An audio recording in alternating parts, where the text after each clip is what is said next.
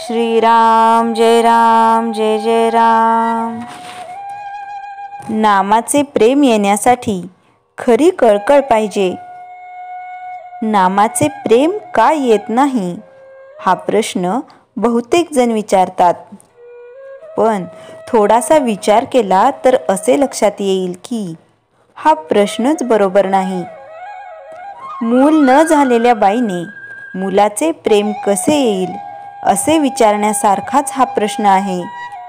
मूल झाले की प्रेम त्याचबरोबर येत असते, तेव्हा मुलाचे प्रेम कसे येईल हा प्रश्न करण्याऐवजी मूल कसे होईल याचाच विचार करणे बरोबर ठरेल।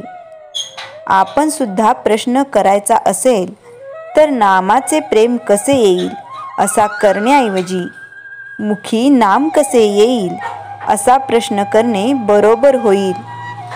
मुखी नाम यायला वास्तविक आडकाठी कोणाची आहे? दुसऱ्या कोणाचीही नसून आपली स्वतःचीच आहे। वास्तविक एकदा नाम घ्यायचे ठरवून सुरुवात केली की झाले, पण तसे होत नसेल तर दोष दुसऱ्या कुणाचा नसून आपला स्वतःचाच आहे। म्हणून नाम घेणे हे आपले काम आहे, मग त्याच्या पाठोपाठ येणे हा प्रेमाचा धर्मच आहे। जसे आईच्या बाबतीत मूल आणि प्रेमाचा पाळणा ही निराळी असूच शकत नाहीत, तसे नाम आणि त्याचे प्रेम ही एकमेकांना सोडून राहूच शकत नाहीत। यावरून एक गोष्ट अशी ठरली की प्रेम का येत नाही याचे उत्तर आमच्या जवळच आहे, आणि ते म्हणजे नाम घेत नाही म्हणून। यावर कोणी असे म्हणेल की आम्ही नाम घेतोच आहोत, तरीही प्रेम का येत नाही? हे विचारणे ठीक, पण आता आम्ही जे नाम घेतो म्हणून म्हणतो त्याचा विचार केला तर काय दिसेल? पोटी जन्माला आलेल्या मुलाबद्दल जसा कळवळा असतो तसा नामाबद्दल आपल्या ठिकाणी कळवळा नसतो।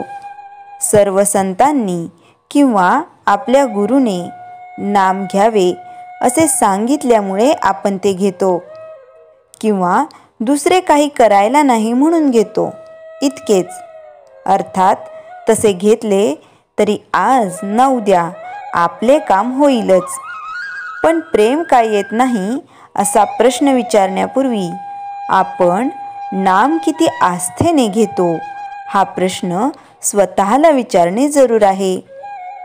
एखाद्या बाईला फार दिवसांनी मूल झाले तर त्याच्या बाबतीत तिची जी स्थिती होते ती नामाच्या बाबतीत आपली होणे जरूर आहे।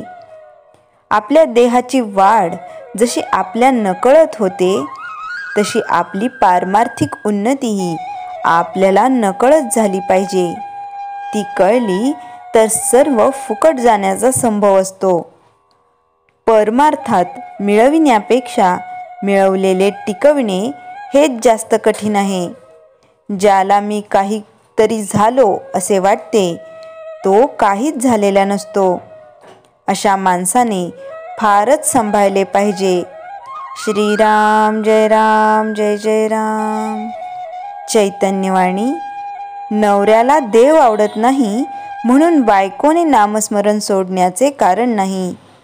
तिने नाम घेतले तर धर्म सोडला असे न होता उलट संसार सुखाचा होईल।